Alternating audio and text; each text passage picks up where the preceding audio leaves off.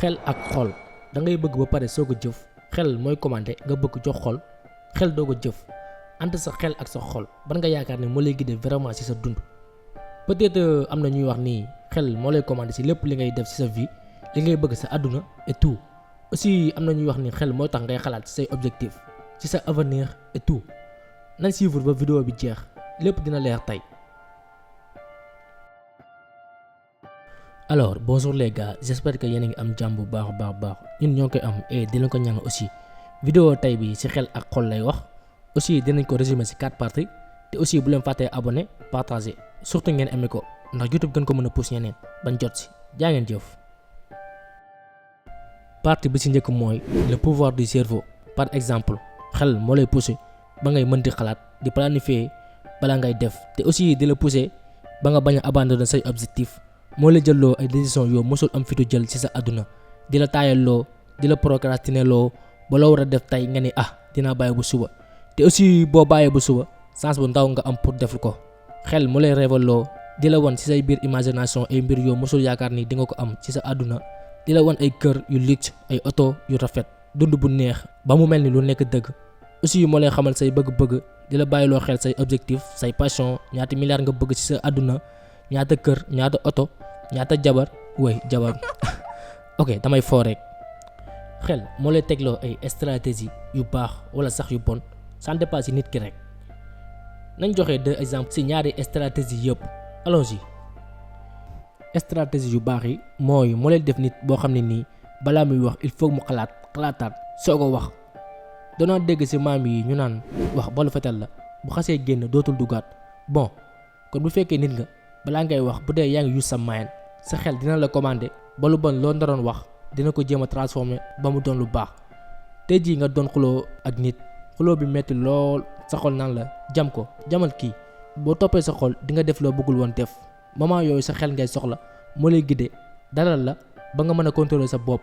souvent da ngay dégg ci nit ñi ñu naan la bul topp sa xol loolu moo koy waral te aussi loolu lañ la bëgg a xamal moo tax ci moment yooyu day laaj ngay topp sa xel pour mën a téye sa bopp.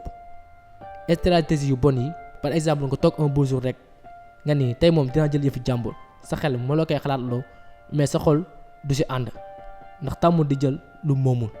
moment yooyu day soxla ngay utiliser sa xol di bësante ak moom pour bañ a def ci lumtul ànd.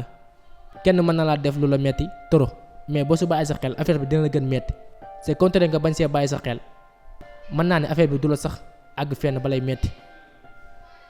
Deuxième partie la force du cœur. xol mën naa ni moo lay jox ay émotions yow mësul xalaat ni di nga ko am ci sa vie te aussi di la passionné loo ci dara ak lu mu mënti doon nga koy def di ci yëg bànneex ak plaisir. xol aussi moo lay bëggloo loo mësul yaakaar ni di nga ko mës a bëgg ci sa àdduna. xol moo lay jox amour ci sa moroomu nit soi-disant li gars yi di woowee mbëggeel.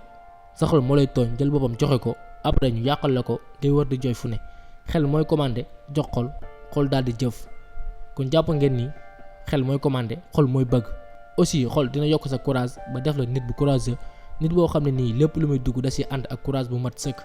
xol moo lay pousser ba nga mën a continuer sa yoon donte sax sa yoon dafa commencer lëndëm. c'est lui qui te donne la force d'aimer, de pardonner et de croire. Troisième partie l'équilibre. li ëpp doole mooy nga boole ñaari di utiliser les deux à la fois. bala ngaa def xalaatal bala ngaa xalaat bëggal dina tax ci lépp looy dugg mu doon looy maîtriser ba doo ci am ay problème. xel lu gaaw a jaxasoo la pour nga traumatiser ko en pleine réflexion lu yomb la. xol nekkul lu gaaw a yàqu mais une fois mu def ko rek mën na faa jaaree bañ a defarawaat ba faaw. li ñëw faire la force nañ boole ñaar yi pour mën a am force ak doole yu bari ci sunu bopp. ñaara man kenn du samay wax xalaateel ci xel di jëfee ci xol di nga gis nit yi di yëmu chaque jour ci say jëf ak li nga pare pour am ko. sa xel mooy calculer sa xol di sentir mais ñaari buñ booloo connecté mën ngaa accomplir lépp ci sa àdduna. bul bàyyi say émotion di la yàqal et aussi bul bàyyi say logique di la yàqal say passion. am na tàkk-tàkk bu nekk ci yow fexeel noo def ba taal ko ak sa xel te dundal ko ak sa xol.